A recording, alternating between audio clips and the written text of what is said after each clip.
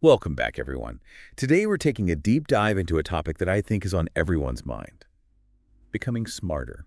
I love it. It's something that I think a lot about as well, because it's something we're always striving for, right? Absolutely. But it can be tough to know where to even begin, right? Yeah, You totally. see all those brain hack articles online, Yeah. but they never seem to give you any concrete steps to take. Yeah, and I feel like a lot of those kind of oversimplify what intelligence even is. Exactly. So in this deep dive, we're going beyond the surface level and uncovering actionable strategies that you can actually start using today to boost your intelligence. Awesome. We've got some fascinating insights from a variety of sources, and I'm really excited to dig into it. Yeah, me too. So to kick things off, I think it's important to define what we even mean by intelligence, because it's often misunderstood, I think. Yeah, it's definitely more than just like test scores or IQ, it's much broader than that. Right. It's not just about being a walking encyclopedia. Yeah, it's not about memorizing facts. So how would you define intelligence? What does it actually mean to be intelligent? Well, I think it's more about um, how you learn, how you adapt to new situations, how you solve problems. It's really about navigating the complexities of the world around you. I like that. It's about being resourceful and adaptable Yeah, and being able to apply your knowledge in different contexts. exactly. And I think it's important to emphasize that intelligence isn't a fixed trait. It's not like you're born with a certain level of intelligence and you're stuck with it. It's much more dynamic than that. Right. It's not a static thing. It's something that can be nurtured and expanded upon. Exactly. And that's where I think the whole concept of neuroplasticity comes in. It's one of the most amazing things about the human brain, isn't it? Yeah. Neuroplasticity, for those who aren't familiar, is basically the brain's ability to change and adapt throughout our lives. Mm. So it's not like we're stuck with the brain we were born with. We can actually rewire it, so to speak. Yeah, exactly. Can you tell us a little bit more about how that works? Sure. So basically, every time we learn something new, we're creating new neural pathways in our brains. And the more we use those pathways, the stronger they become. It's almost like building a muscle. Exactly. It's like exercise for your brain. The more you challenge it, the stronger and more flexible it becomes. So that means that even if we feel like we're not good at something like math or learning languages, it doesn't mean we can't improve, right? Exactly. It just means that we haven't developed those neural pathways as much yet. But with consistent effort and the right learning strategies, we can absolutely strengthen those areas.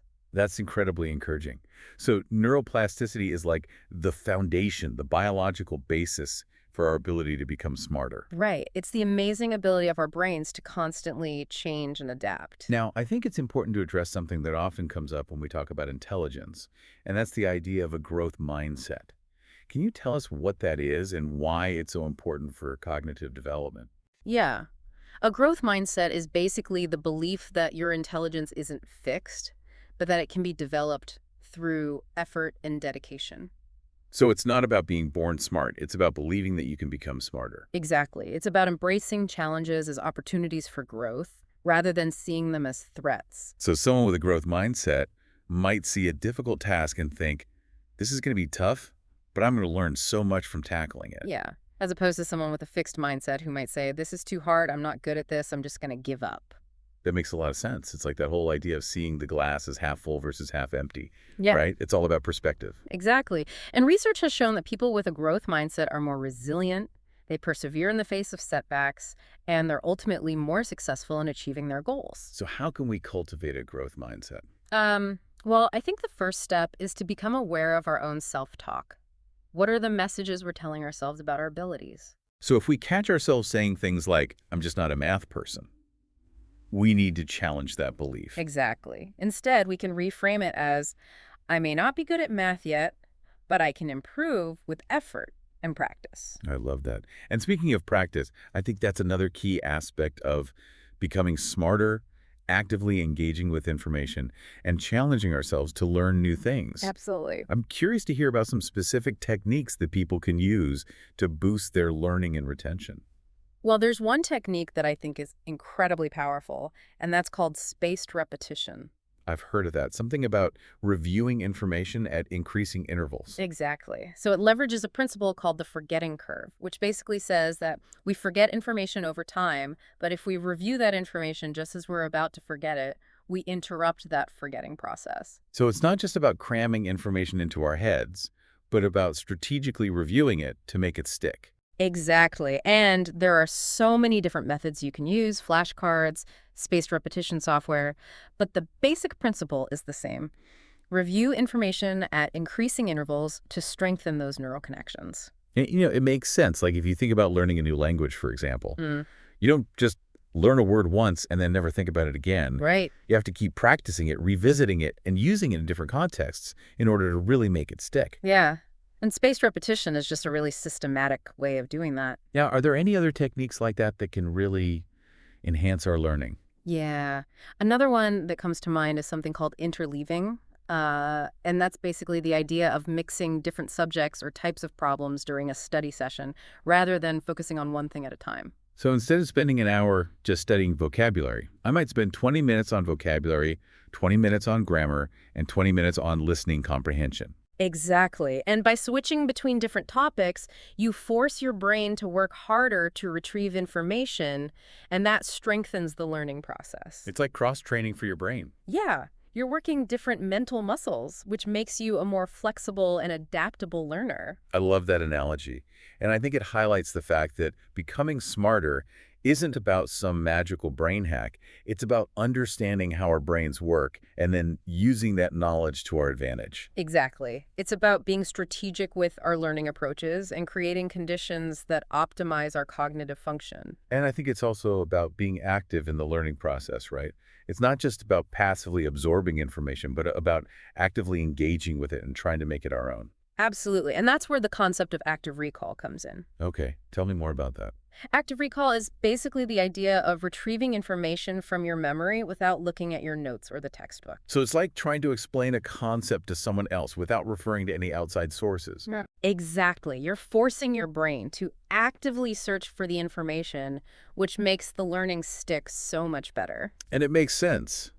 Like if you think about trying to learn a new skill, like playing a musical instrument, for example, you don't just watch someone else do it and then expect to be able to do it yourself. Right. You have to actually practice it yourself, make mistakes, and figure things out through trial and error. Yeah. And active recall is kind of like the mental equivalent of that. So how can we incorporate active recall into our learning routine? Well, one simple way is to just try to recall the key points from a chapter or a lecture after you've read or listened to it. You can also try explaining the concepts to someone else or even just talking to yourself out loud about what you've learned. That's a great tip. And I think it leads nicely into the next technique, which is self-testing. Yeah, that's another really powerful one. So what's self-testing all about? It's pretty simple. It just involves regularly quizzing yourself on the material you're trying to learn. You can use flashcards, create your own quizzes, or even just try to recall information from memory without looking at your notes. So it's like giving yourself a little mini exam to check your understanding. Yeah. And it's a really effective way to identify areas where you need more practice and to reinforce the information you've already learned. I think one of the reasons self-testing is so helpful is because it forces us to retrieve information under pressure, which is often what we need to do in real-life situations. Exactly. Whether it's taking an exam, giving a presentation, or just trying to remember something important, self-testing helps us develop that ability to access information when we need it. So we've talked about spaced repetition, interleaving, active recall, and self-testing. Any other techniques we should add to our toolbox? Well, all of these techniques focus on how we take in information, but I think it's also important to focus on how we think about information. Okay, what do you mean by that? Well, I think one of the most powerful things we can do to become smarter is to learn how to ask better questions. That's interesting. I've never really thought about it that way before. A lot of times, we just accept information at face value. We read something or we hear something and we just kind of take it in. But if we really want to deepen our understanding, we need to get curious. So instead of just passively consuming information, we need to actively engage with it and question it. Exactly. Ask why and how. For example, if you're reading about a historical event, don't just memorize the dates and names. Ask yourself, why did this event happen? What were the underlying causes? And how did it impact the course of history? It's like you're saying, we need to be more like detectives, digging deeper and looking for clues to help us solve the mystery of the information we're encountering. Exactly. And the more we practice asking these deeper questions, the more nuanced and insightful our understanding becomes. I love that. It's about shifting from a passive to an active approach to learning. And it makes me realize that becoming smarter isn't just about stuffing our brains with facts. It's about cultivating a curious and inquisitive mind. I couldn't agree more. That's the essence of lifelong learning. And, sometimes the best way to learn is to actually embrace the idea of playing dumb. Okay, now that sounds counterintuitive. Why would we want to play dumb? It's not about pretending to be less intelligent than you are. It's about approaching learning with humility and a willingness to ask questions, even if they seem basic or obvious. So it's about letting go of the need to have all the answers and instead focusing on asking the right questions. Exactly. By asking questions, you're not only gathering information, but you're also showing that you're engaged, curious, and eager to learn. It takes the pressure off of needing to appear intelligent and allows us to be more open to new ideas and perspectives. Exactly. And I think it also leads to more genuine and meaningful learning experiences. I like that. So we've talked about the importance of mindset, the power of neuroplasticity, and some specific techniques for enhancing learning and retention. But I think there's another crucial element we need to address, and that's critical thinking. Absolutely. I think critical thinking is one of the most important skills we can develop in today's world. Agreed. But it's also one of those terms that gets thrown around a lot without a clear understanding of what it actually means. Yeah, I think people sometimes confuse it with being critical or negative, but it's really about being a discerning thinker. It's about questioning assumptions, evaluating evidence, and forming your own conclusions. So it's not just about accepting information blindly, but about actively analyzing it and thinking critically about its validity and relevance. Exactly. And it's especially important in today's world where we're constantly bombarded with information from all directions. We're flooded with news, opinions, data, and it can be hard to sift through it all and figure out what's actually true and reliable. Exactly. And that's where critical thinking comes in. It helps us to be more discerning consumers of information, to identify biases, to separate fact from fiction. So how can we develop our critical thinking skills? Well, there are a lot of different approaches. One is to simply start by paying attention to our own thought processes. When we read an article or listen to a news report, for example, what are the assumptions we're making? What evidence is being presented? Are there alternative perspectives we should consider? So it's about being more mindful of our own thinking and questioning our own biases. Exactly. And another important aspect of critical thinking is being able to identify logical fallacies, which are basically errors in reasoning that can lead to faulty conclusions. I've definitely fallen prey to those before. Oh, we all have. But the more we can learn to recognize these fallacies, the better equipped we'll be to avoid them in our own thinking and to spot them in the arguments of others. So critical thinking is like a mental self-defense mechanism, helping us to protect ourselves from misinformation and manipulation. Exactly. It's a powerful tool for navigating the complexities of the world around us and for forming our own informed opinions. This has been an incredibly insightful conversation so far. We've covered so much ground already, from the power of mindset and neuroplasticity to practical techniques like spaced repetition and active recall. Yeah, it's been a great overview. But there's still so much more to explore. In our next segment, we'll delve deeper into some fundamental lifestyle factors that play a crucial role in optimizing cognitive function. So stay tuned for more brain-boosting insights. So, we've been talking about all these great techniques and strategies for boosting intelligence. But let's shift gears a bit and talk about some of the foundational lifestyle factors that can really impact how our brains function. Yeah, it's like you can have all the best tools and techniques in the world, but if you're not taking care of the basics, it's not going to matter as much, right? Exactly. It's like trying to build a house on a shaky foundation. You need to have a solid base to work from. So let's talk about some of those foundational elements. I think the most obvious one is probably sleep. Sleep is so crucial. It's amazing how many people underestimate the importance of sleep. I know I've definitely been guilty of that in the past. Trying to push through and get more done, sacrificing sleep to meet deadlines. But I always end up feeling so much worse for wear. Yeah, it's like you're running on fumes. And your brain just can't function at its best when it's sleep deprived. So what's actually happening in our brains when we sleep? Why is it so important for cognitive function? Well, when we sleep, our brains are actually incredibly active. They're busy consolidating memories, clearing out toxins, and preparing for new learning. It's like hitting the reset button for your brain. So if we're not getting enough sleep, we're essentially depriving our brains of the chance to recharge and function at their best. Exactly. Even mild sleep deprivation can have a negative impact on things like working memory, focus, and decision-making abilities. Makes sense. I've definitely experienced that foggy-headed feeling after a night of tossing and turning. Can't imagine trying to learn something new or solve a complex problem in that state. It's just not going to be as efficient or effective. Your brain simply can't operate at its full potential when it's tired. So how much sleep should we be aiming for? Well, the general recommendation is around 7 to 9 hours per night for adults. Of course, individual needs may vary, but that's a good starting point. Okay, so sleep is crucial. What about exercise? How does physical activity benefit our brains? No, exercise is like a miracle drug for the brain. It improves blood flow, reduces stress, boosts mood, and even promotes the growth of new brain cells. New brain cells, that's incredible. It is, right? It really shows how interconnected our physical and mental well-being are. When we take care of our bodies, we're also investing in our cognitive health. So what kind of exercise are we talking about here? Does it have to be intense, or can a simple walk around the block make a difference? Any kind of physical activity is beneficial, but studies have shown that aerobic exercise, in particular, is really good for the brain. So things like running, swimming, cycling, brisk walking, anything that gets your heart rate up. And it doesn't have to be hours and hours a day, right? Yeah, no, not at all. Even moderate exercise for 30 minutes a day can make a big difference. That's good to know. Sometimes people get intimidated by the idea of exercise, and they feel like they have to do these crazy intense workouts to see any benefit.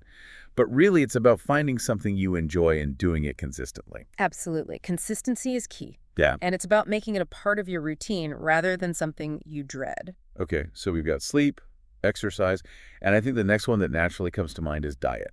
Absolutely. Food plays a huge role in how our brains function. I've always heard that certain foods are considered brain foods. Is there any truth to that? Absolutely. There's actually a lot of research on the connection between diet and cognitive function.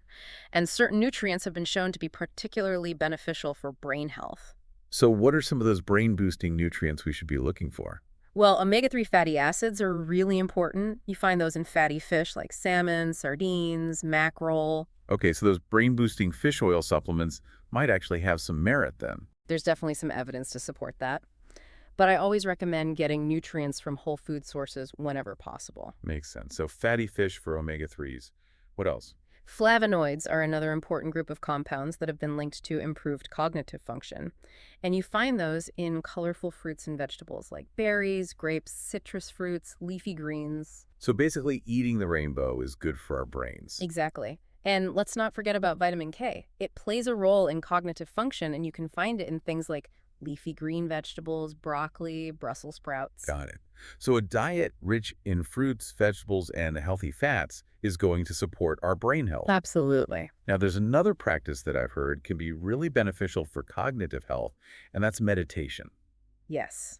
Meditation has been shown to have all sorts of benefits for the brain. I've always associated meditation with relaxation and stress reduction, which are great. Yeah.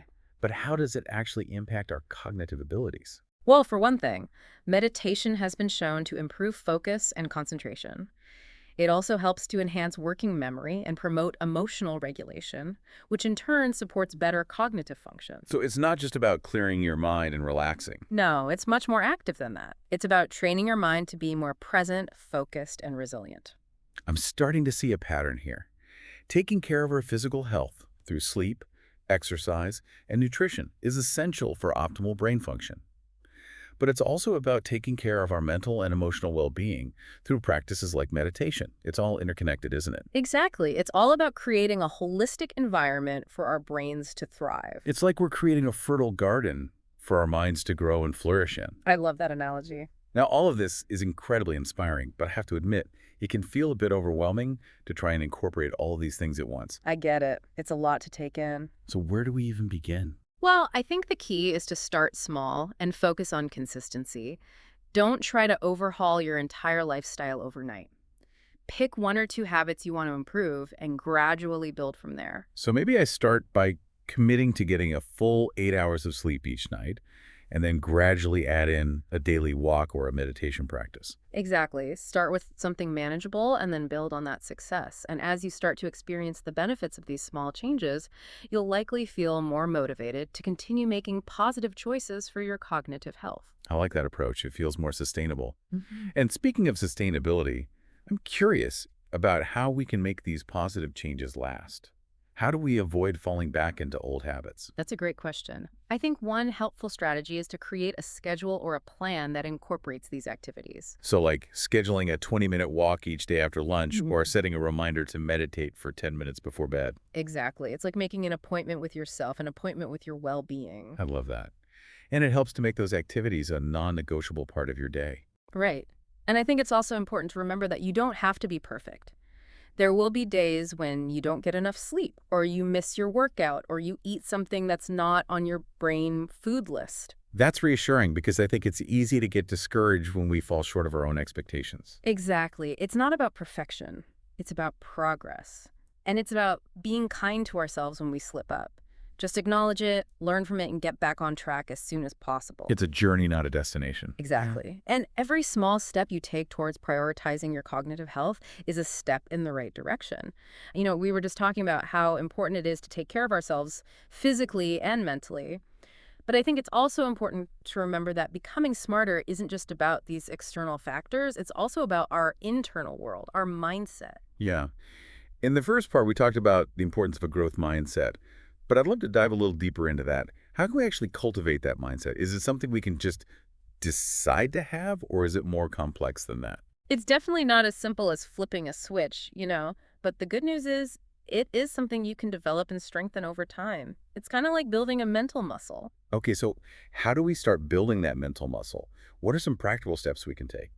Well, I think one of the key principles of a growth mindset is embracing challenges. So instead of seeing setbacks as failures, we need to view them as opportunities for learning and growth.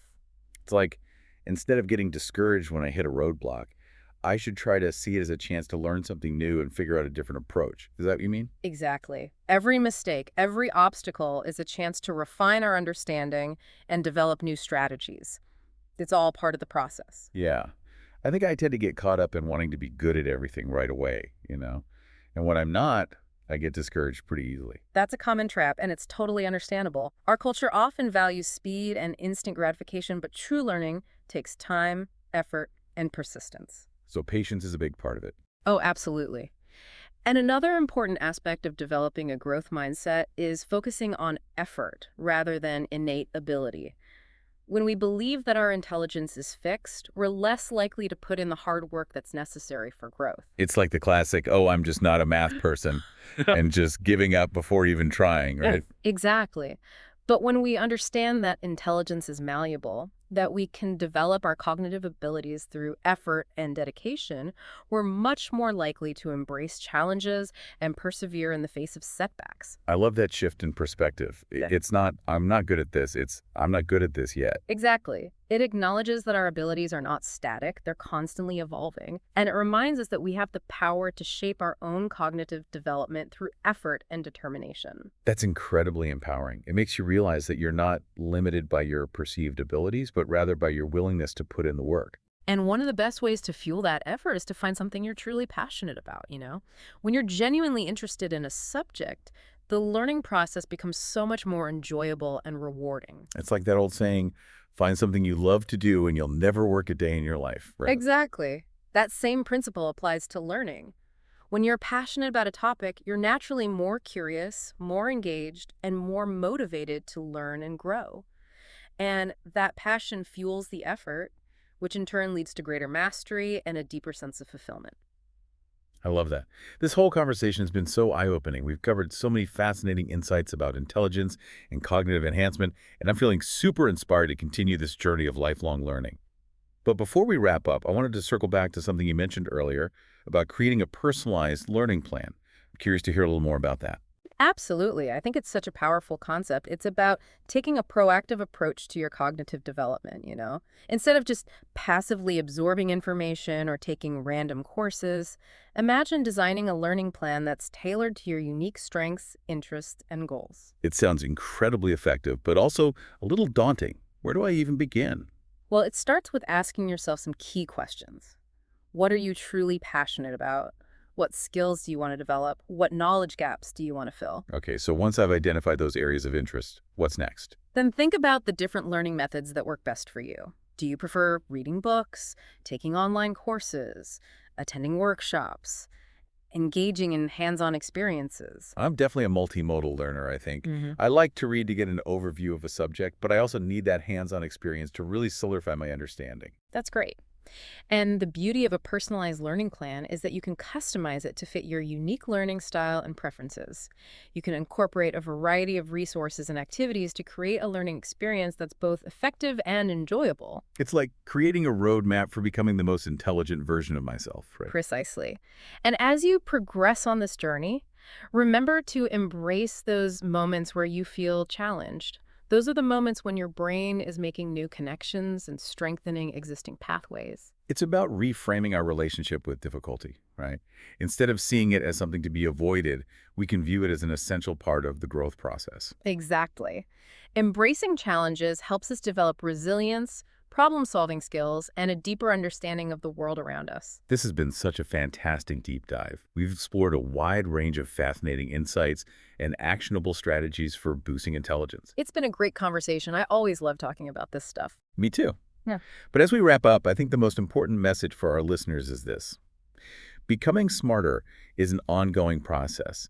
It's about consistently engaging our minds, embracing challenges, and nurturing a lifelong love of learning. Couldn't have said it better myself. And the beautiful thing about lifelong learning is that it opens up a world of possibilities. There's always something new to discover, a new skill to master, a new perspective to consider. It's an incredible journey. Absolutely. So to everyone listening, keep exploring, keep learning, and keep becoming the most intelligent versions of yourselves.